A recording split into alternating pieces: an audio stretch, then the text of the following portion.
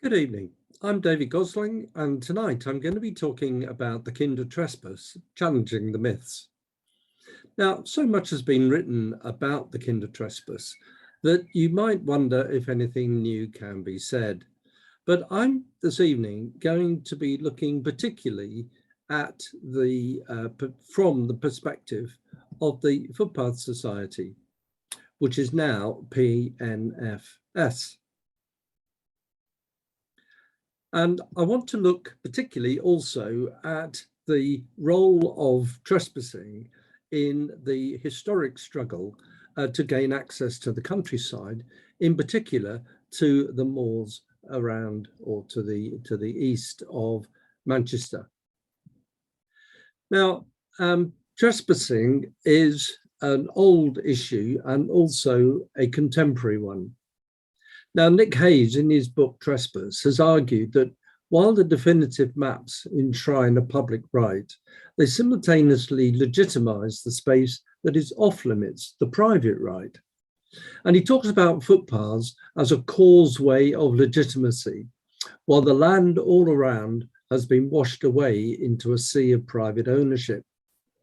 So the arguments of 1932 are still very much alive today, between those who believe, as Benny Rothman did, that having the right to use footpaths was a minimal vision of liberty, and that we should be seeking a much more extensive right to roam. So let's start with looking at the myths about the trespass of 1932. For example, the BBC in 2012 said that the mass trespass is credited with starting a movement that paved the way for the establishment of national parks, while The Guardian quoted Roy Hattersley, the former deputy leader of the Labour Party, who described the event as the most successful direct action in British history, which would lead in 1951 to the creation of the first national park. And sometimes Benny Rothman is said to be the man who created the right to roam.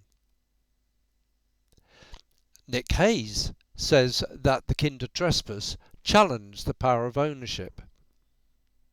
And if you look on the internet and you look up the history of access, it is the Kinder Trespass which immediately comes up. But did Benny Rothman start the movement for the national parks? Was he responsible for the movement which led to the right to roam? Did he really challenge the power of land ownership? And is it really central to the history of the access movement? So the trespass was undoubtedly a crucial event. That must not be forgotten, but neither should it be remembered as simply an isolated historical event.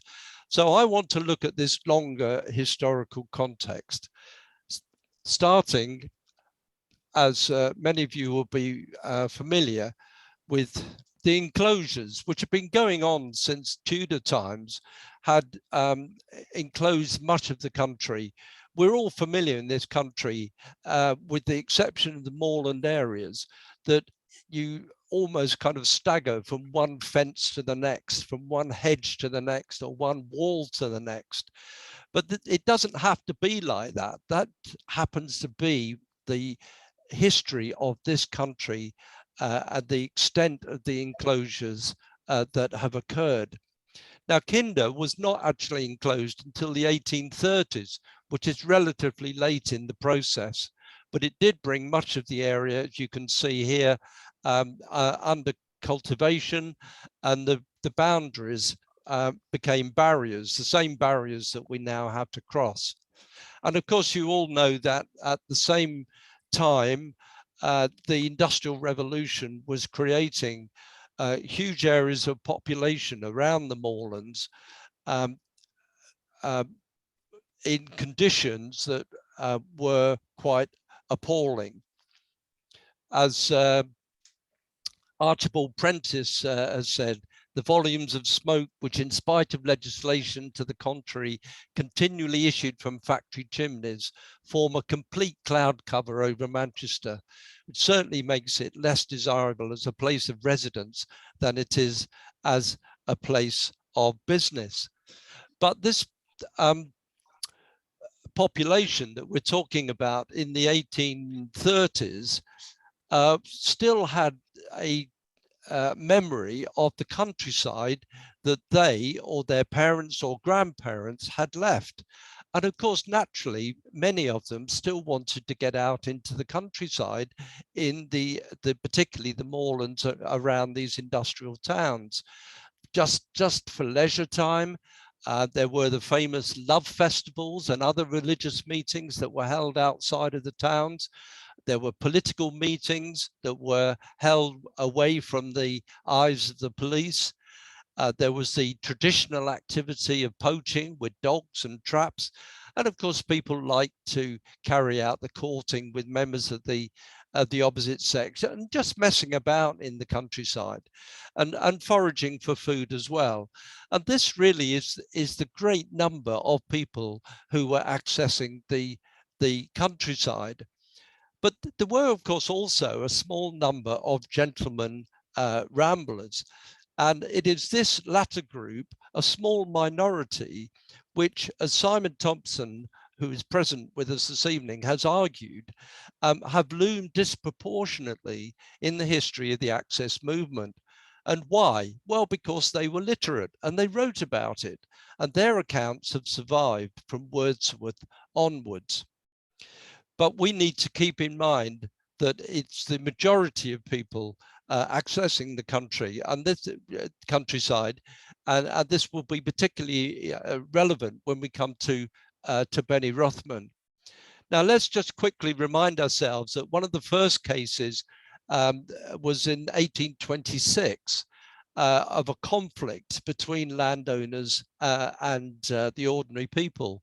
Ralph Wright, who built this house in Flixton to the west of Manchester, attempted to close what was known as the Bottoms Path because he didn't want to see the common people from his newly built house.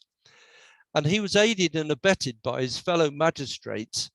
And Archibald Prentice, a newspaper owner, got to hear about this miscarriage of justice and took up the case.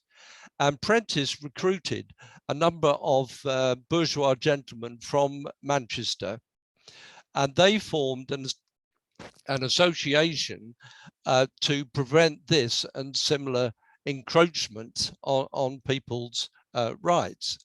And they did, without going into the whole story, they saved the Bottoms Path.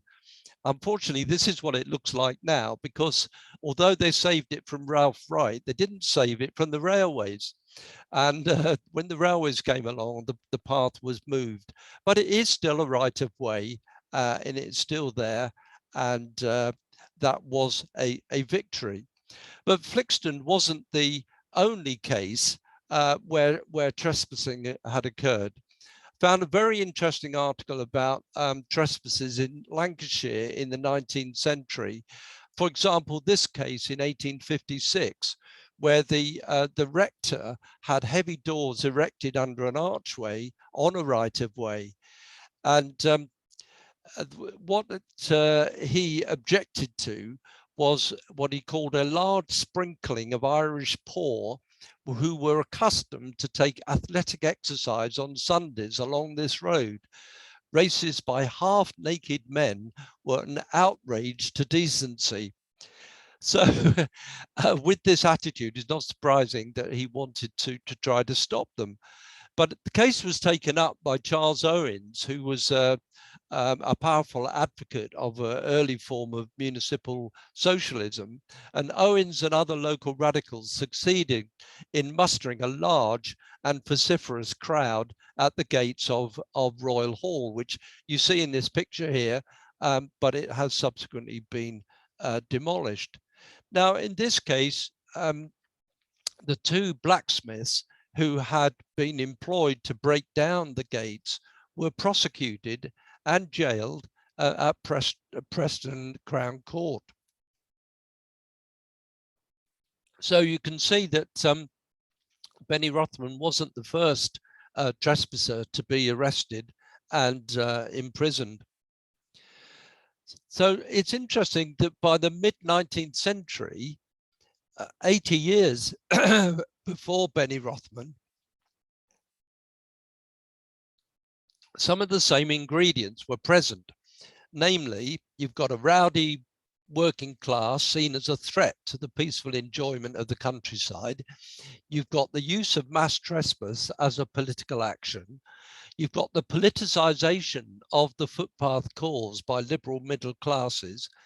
And you've also got the use and misuse of legal processes by landowners to protect their interest. Now, I'm going to make some comparisons between this and the Benny Rothman case in due course. Now, another very important historical event was the Game Act of 1831, because what this did was to hand over to the landowners the right to shoot and to charge others for shooting on the moors. And this had a very significant effect, because the numbers of grouse raised and then shot were increased dramatically. Whereas what used to happen was a gentleman might wander about the moors attempting to shoot birds that sprung from the heather, quite a difficult thing to do. A new practice of hiring beaters to drive the birds towards the guns in specially built shooting butts increased the kill enormously and made the job of shooting the birds considerably easier. Still, it was regarded as a sport. And on Broomhead Moor on August the 12th in 1913, 9 men shot 2,843 birds, which was at the time a national record. Now, although most of the moors were owned by aristocracy, wealthy businessmen boosted their status by leasing or buying some of the grouse moors. And one of these was Sir James Watts in the center of the picture there. And this is the James Watts who had made a fortune as a middleman selling cotton goods in Manchester. And he built a warehouse that is now the Britannia Hotel on Portland Street in Manchester. You'll recognize it from that picture on the left. And with his enormous wealth, he bought Abbey Hall in Cheadle and also much of the Kinder estate. And as a result of moors being managed for shooting, you get this monoculture shown in the picture on the left, and also the shooting cabin there. And on the right, this is Upper House that he built, which is now just at the top end of the reservoir.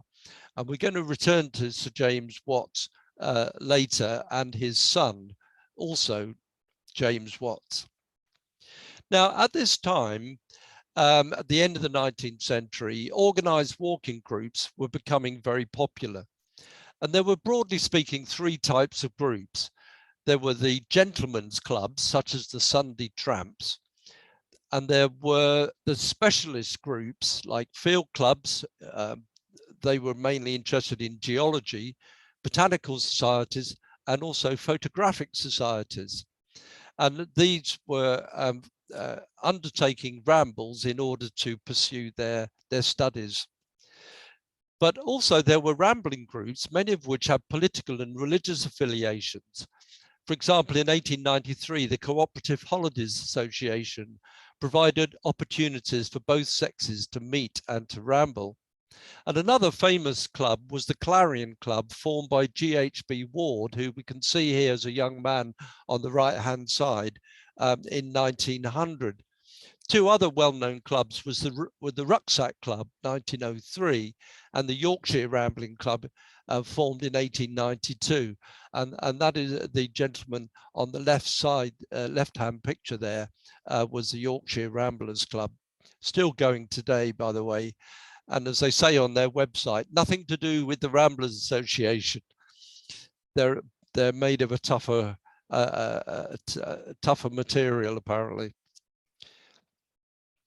Now, at the same time as these rambling clubs were being formed, there was also an enormous increase in tourism and hikers moving into the moorlands, particularly as a result of the railway lines that have been built. the London and North East Railway line that ran north of Kinder Scout and Bleaklow via Woodhead, and the London, Midland and Scottish LMS railway line to the south via New Mills. And these railway lines brought large crowds of people to towns like Marple and Buxton and Hayfield.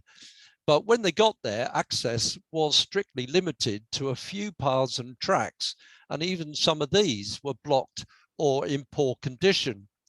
And in fact, one of these paths was the bridle way from Carr Meadow near Little Hayfield. And the Hayfield and Kinder Scout Ancient Footpaths Association was founded in 1876 by Thomas Mower, and he and his colleagues successfully campaigned to have the bridleway repaired and marked. But just after the formation of the Hayfield Society in 1877, James Watt, who we've already mentioned, and the Duke of Devonshire had the Snake Path closed. So it had been open, but it was closed in 1877. And although the closure was illegal, it was approved in the Derbyshire Quarter Sessions. And this is rather the same as Ralph Wright in Flixton, who had his peers and colleagues on the bench to approve his decision. And it's also worth noting that in 1892, the first Access to the Mountains Bill was proposed by James Bryce, but that was defeated by the landowning interests in the Houses of Parliament. Now, you will probably all know about the Winter Hill trespass, which is often claimed to be the largest trespass, which occurred over 3 successive weekends when thousands of Bolton people marched over Winter Hill to reclaim a right-of-way which had been illegally blocked by the landowner, a Colonel Ainsworth. And then on this occasion, the police were overwhelmed by the numbers and they were allowed to proceed.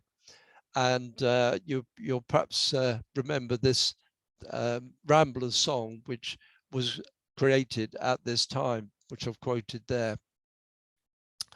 Now, notice that with this particular claim, as with the Flixton claim and the Bolton claim, they were all about an existing right of way.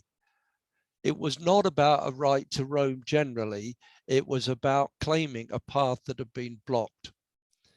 Now, the Peak and Northern Counties Footpath Preservation Society was also founded to protect existing rights of way. And it's well known that the first object of the new society was the preservation, maintenance, and defense of the rights of the public to use the enjoyment of public highways, footpaths, and bridle paths. It's less often noticed that the second object of the society, of which we are now members of the successor to this, the modern PNFS, but the second object of the original society was the prevention of the abuse of such rights, especially trespass and damage to crops and property and disturbance of game by trespassers. And presumably this qualification was necessary in order to get the support from among middle classes for the nascent society. So the society was actually set up with one of its objects as being the prevention of trespass. And when we look at the founding members of the society, it's perhaps not surprising that this was the case. The first president was Sir William Henry Bailey, who was an engineer, businessman, and local politician, knighted by Queen Victoria for his work on the creation of the Manchester Ship Canal.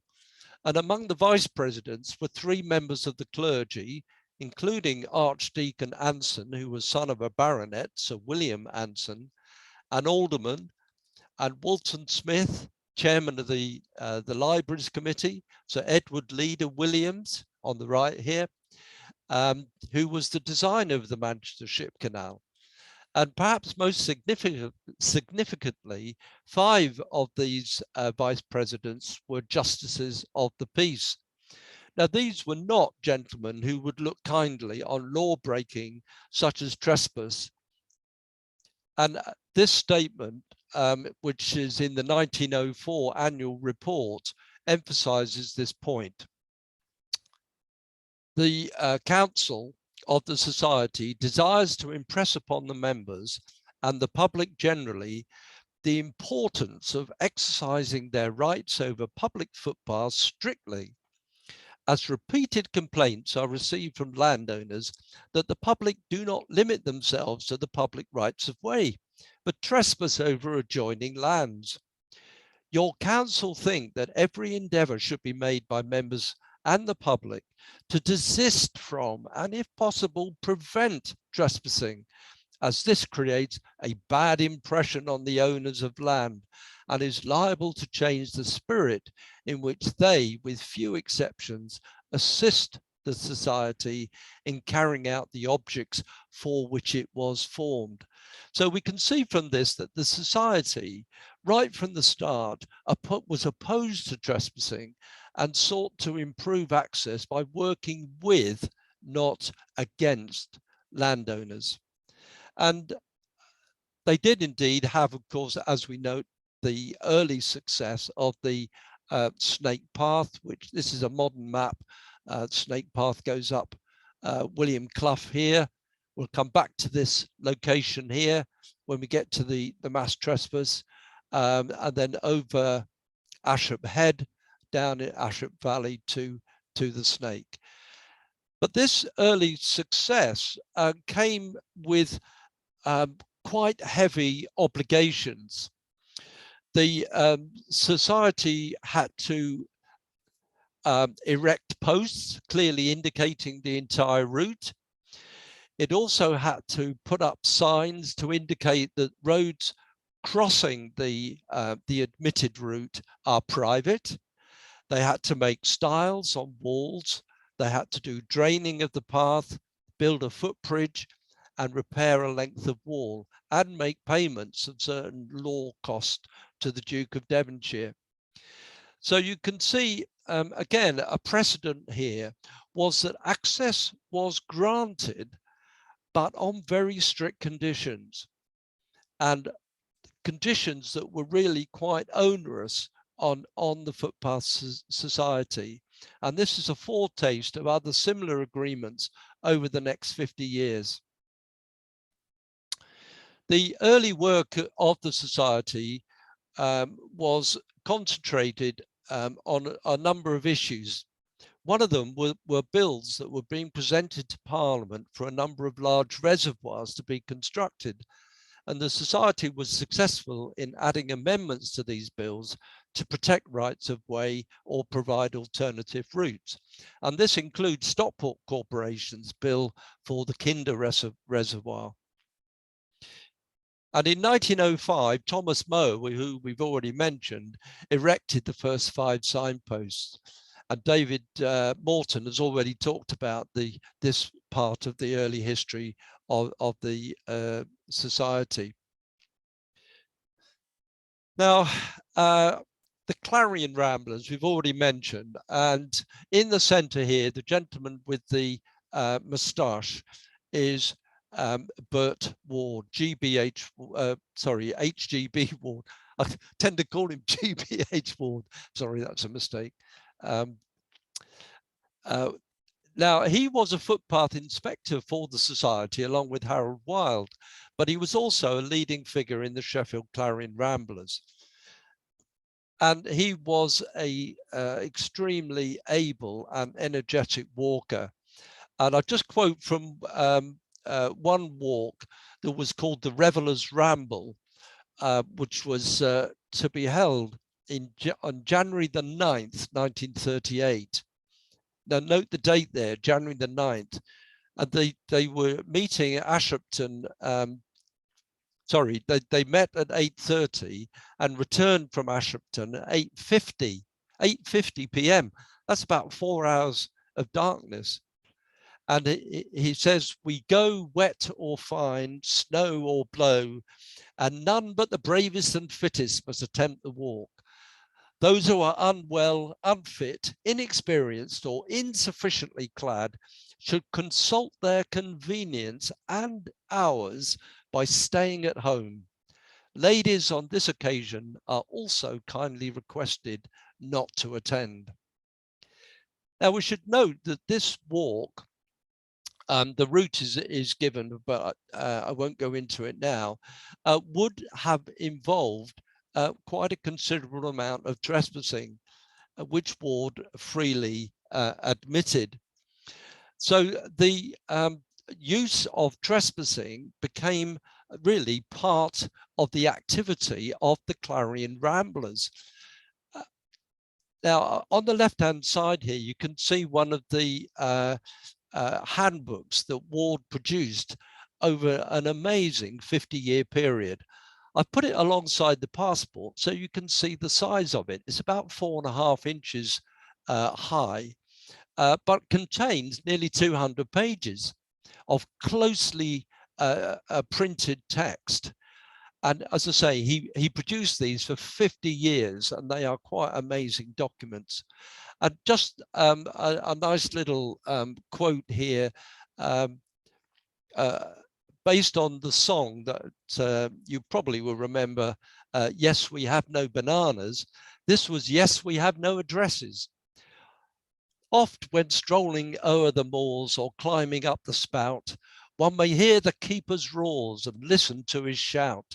Don't you know you're trespassing? Your names I want and quick. Lads and lasses, take my tip and give this answer slick. Just tell him, yes, we have no addresses, no names or addresses today. We've badges and numbers as big as cucumbers. Our initials we change on the way. We've YZs and XVs and CFs, and yours I think must be DF. But yes, we have no addresses, no names or addresses today. So you can see that it was a kind of sport, really, that occurred between the ramblers and the keepers. Now, the Sheffield Clarion held their first trespass, which Ward organised in 1907, which was an overnight ramble over Bleaklow. And Ward continues as an inveterate trespasser along with his fellow Clarion walkers. And James Watts lost, this is, by the way, the son of James Watts, so the gentleman in the middle of those three there. He lost his patience with Ward and secured an injunction against him. But the Clarion Handbook from 1928-29, Ward observed that there was no secret concerning the fact that ramblers do traverse Kinder Scout now, despite the late Mr. James Watts' efforts to prohibit access to the plateau. So trespassing continued as a matter of common practice. Now, these photos, courtesy of Simon Thompson, who has written a very interesting account of the hiking craze. In contrast to the serious ramblers were the young people who adopted the craze for hiking in the 1920s. It was a cheap weekend recreation, and as always, the opportunity to mix with the opposite sex away from parents was a significant attraction. But their brightly colored clothes, shorts, laughter, and singing songs, which was actually forbidden on Kinder by bylaws, was frowned on by respectable ramblers. And you had very large crowds of ramblers going on the hills, such that the press referred to it as an invasion of the countryside, a deliberately pejorative way of describing the interest in accessing the hills. And the landowners responded by this so-called invasion by employing more gamekeepers, and where they could, putting up fences. And dodging the gamekeepers became a sport. And Stella Davis, who's written a lovely book called North Country Bred, writes about the regular sport of trespassing. Now, Stella Davis also writes about the fact that many inexperienced persons undertook walks of severity for which they were ill-equipped. And as a result, there were 2 deaths in 1922. And she makes the point that the publicity which attended rescues had the unfortunate effect of alienating some sections of the public from support for access to the mountain bills. And landowners used it as another reason for keeping people away from the moors. And in 1931, a group of ramblers, variously estimated at between 600 and 1,000, under the leadership of the Manchester Ramblers Federation, looked for a missing 17-year-old youth. And they made a thorough search of the top and sides of the plateau. So they were trespassing in order to undertake that research. And the numbers were far greater than occurred with the Benny Rothman protest.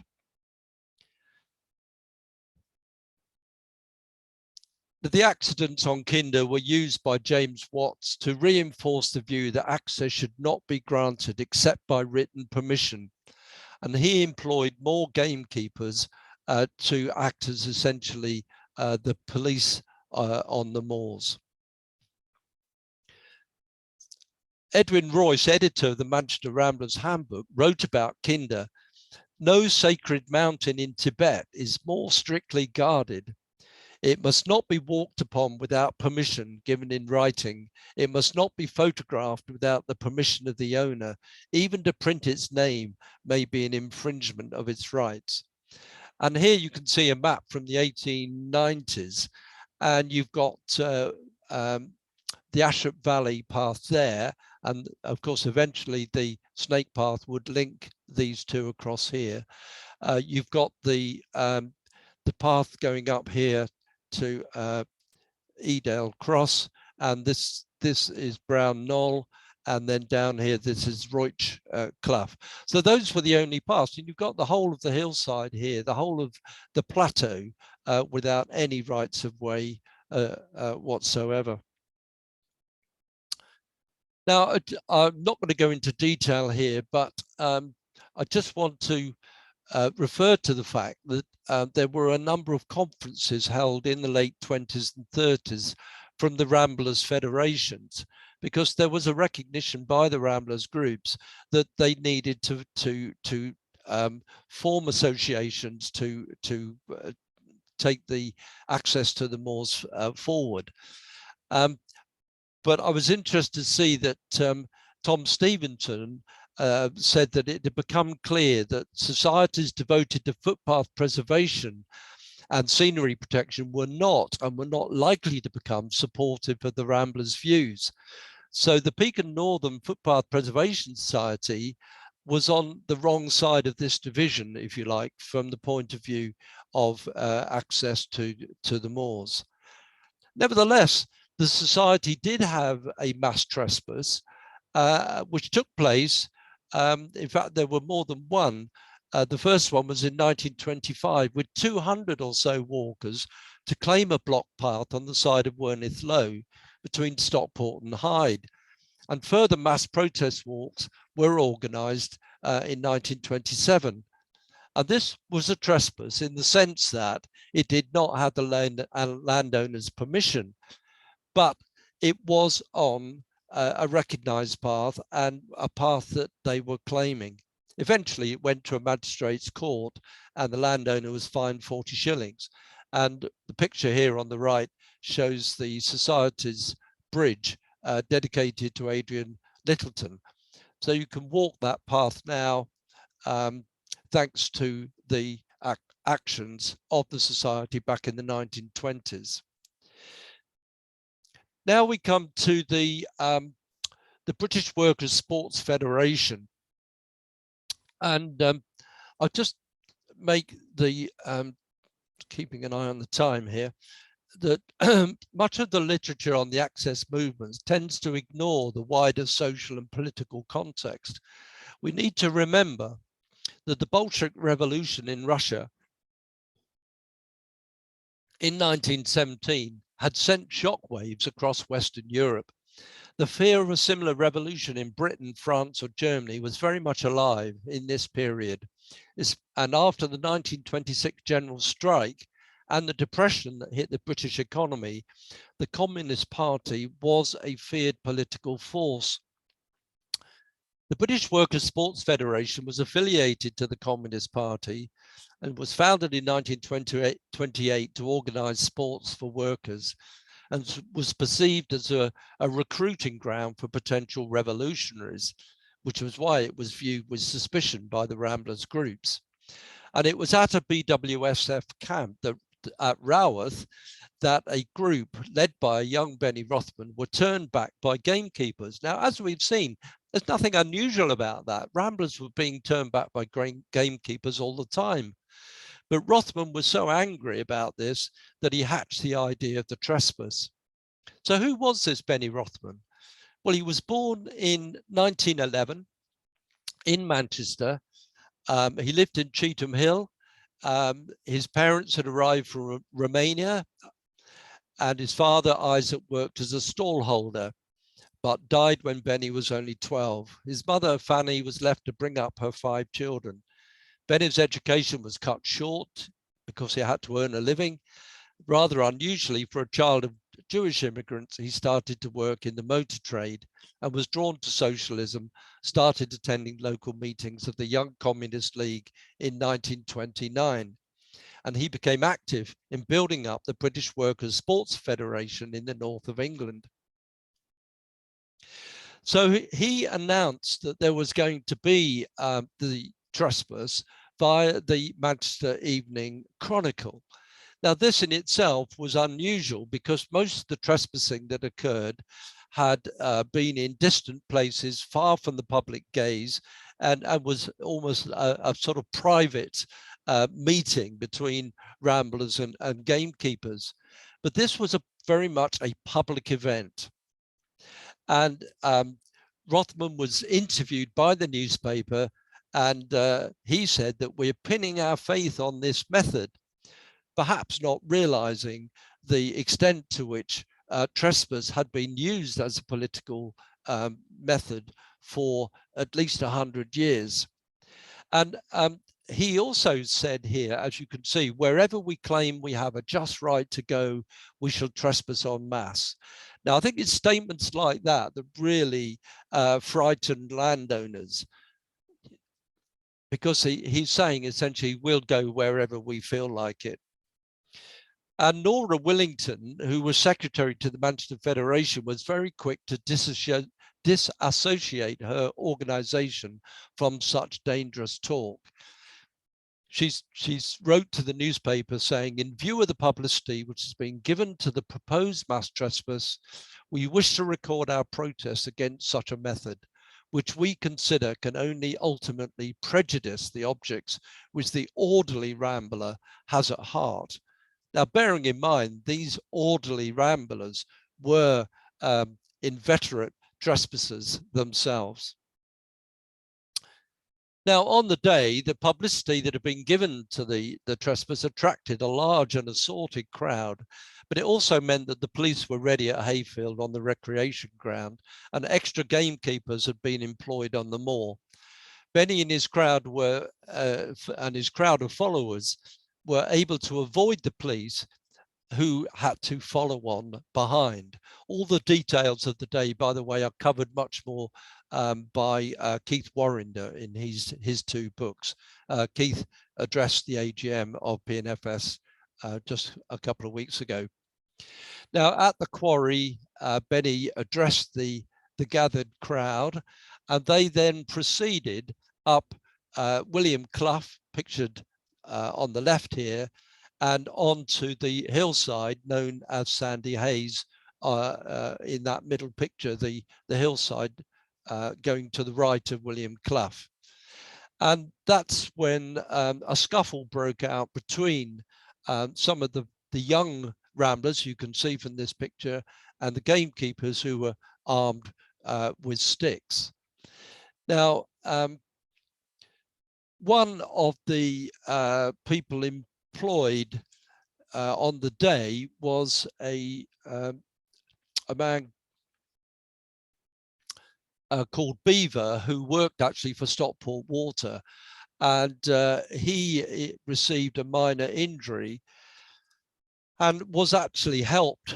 There's a photograph which shows ramblers helping Beaver. He was taken to hospital, but he was let out the same day. The injuries were minor, but this became a major focus of the trial, the fact that one of the keepers had been injured. Now, after the scuffle, the trespassers carried on up to Ashop Head, and there they met some of the Sheffield ramblers who had in fact undertaken a much longer trespass all the way from Edale Cross, where they would have left the right of way. The Manchester contingent may have gone to the top of Sandy Hayes, as Keith Warrender claimed when he talked to us recently, but they certainly didn't go anywhere near Kinder Scout's high point, which is over 2.5 miles away, the other side of the downfall. On their return, they met the police at Hayfield, and 6 were arrested as the ringleaders. One of them, John Anderson, was not a trespasser, but a rambler who had walked from the Snake Road. He had joined the scuffle in protest at the way the keepers were bludgeoning the trespassers. They were taken to New Mills Police Station and charged with riotous assembly and incitement.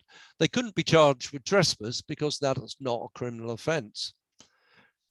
They appeared before Magistrates' Court on May the 11th and committed to trial at Derbyshire Assizes. Now, at the trial in Derby, the judge ruled that the exercise of liberties must not amount to riot or unlawful assembly. And it's really on this point that the 6 were charged and 5 of them were found guilty. One, Mendel, was acquitted. And the really shocking thing about the whole event was the fact that John Anderson received 6 months prison sentence, Rothman 4 months, Nussbaum 3 months, Klein and Gillett 2 months. And it's really these sentences which transforms the whole event. Now, out of the hundreds of individuals who participated in the trespass, only 6 were arrested, and 4 of these were Jewish: Judd Klein, Harry Mendel, David Nussbaum, and Benny Rothman. And I'm grateful to Jeffrey Weisgard, who is present this evening, a PNFS member, for this comment. It says, most were conscious of anti-Semitism, both the anti-Semitism suffered by their parents and grandparents in Tsarist Russia, and the anti-Semitism of groups like the British Union of Fascists. Many of these second-generation immigrants were drawn to the social and political activities of organisations such as the Clarion Club, the Young Communist League, and the British Workers' Sports Federation. Some later went on to fight in the Spanish Civil War.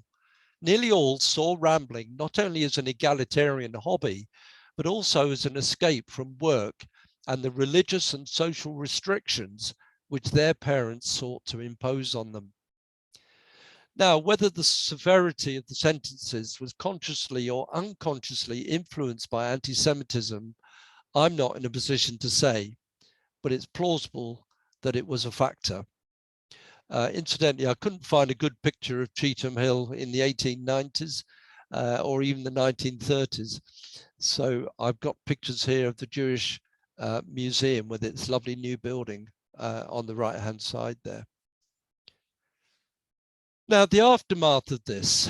Now, Sir Lawrence Chubb was the secretary of what is now called the Open Spaces Society. And he thought that the trespass, the whole thing, had been peculiarly stupid and that they should take the consequences for their actions. And some of the other leaders of Ramblers thought that, like Tom Stevenson, for example, thought the mass trespass had actually put the cause of access back 20 years. Phil Daly, a leading Rambler in the Manchester Federation, said the mass trespass was a positive hindrance when negotiating access. But on the other hand, Edwin Royce commented that there was public revulsion at the sentences. One thing that the Trespass did seem to do was to galvanize activity. So there was a planned trespass following this. Now, this is Ramblers Group, particularly from the Sheffield side, and they planned to trespass on Froggatt Edge, but that never materialized, despite the fact that police and keepers were there in strength. But on September the 18th, the mass trespass had been in April. On September the 18th at Abbey Brook, across the disputed Duke of Norfolk's Road, Sheffield Ramblers with Ward organised a trespass of 200 ramblers, and they were met by specially employed keepers and police. There were scuffles and many ramblers were hit around the legs, but no arrests were made. In fact, the police really stood off. And Howard Hill reports that on the 16th of October, another protest on Stanage Edge was repulsed by mounted and foot police with dogs. So you can see that there was definitely an escalation of activity, and yet these subsequent trespasses are very rarely referred to. And certainly when you do something like an internet search, they don't appear to the extent that the Rothman mass trespass appears. There were also the famous rallies at Winnats Pass in 1932, where Ward in the middle there and Professor C.E.M. Joad, who was a well-known philosopher who appeared on the radio, that's why he was well known, and they made speeches, and as you can see, thousands, in fact, it's estimated that 10,000 supporters attended this rally. But no arrests were made and no attempt was made to break up rallies such as this. Now, I don't want to go into the details of subsequently what happened, but in the years up to the 1939 Act, there was a lot of disagreement between the different Ramblers groups, and particularly between the preservation societies like the Council for Preservation of Rural England and the Open Spaces Society against the Ramblers. And when eventually an Access to Mountains Act was passed in 1939, it was a disaster, because far from increasing access, all the power to determine who could go on or not go on the moors was left with the landowners. And worse still, it included a trespass clause which criminalized being on the moors, even when causing no damage. And that was the first time that trespassing had been criminalized. The Access to Mountains Acts included 14 other offences, which also attracted fines from £2 to £5. Now, of course, in 1939, the Second World War intervened, and many of these clauses were never, in fact, enforced. And so we moved to the post-war period with a Labour government who were determined to create a new attitude towards countryside access, leading to the Dower Report, the 1949 Countryside Act, which created the national parks, which incidentally, the campaign for the national parks had gone back to the 1920s as well. And also, of course, the agreeing the... So here is my conclusion. I've shown that the Kinder Trespass in 1932 was not exceptional in using trespass as a political tactic. In fact, there was a long tradition of trespassing going back to the 19th century, nor was it exceptional in its size or impact. There were much larger trespassers. Penny Rothman and his friends were relatively naive about what they were doing, very young and with only limited knowledge of the struggle for access to the moorlands and mountains of the UK.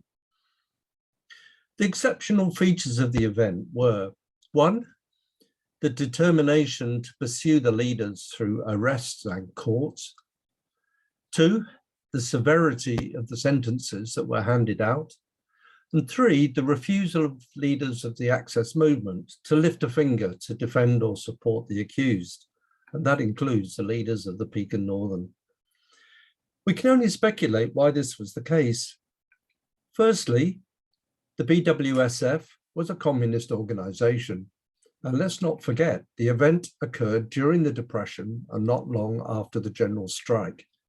Stalin's Russia was growing in strength, and communism was seen as a real threat among the middle classes who ran the respectable rambling federations.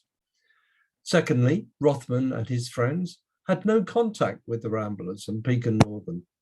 He was politically naive and sought no allies.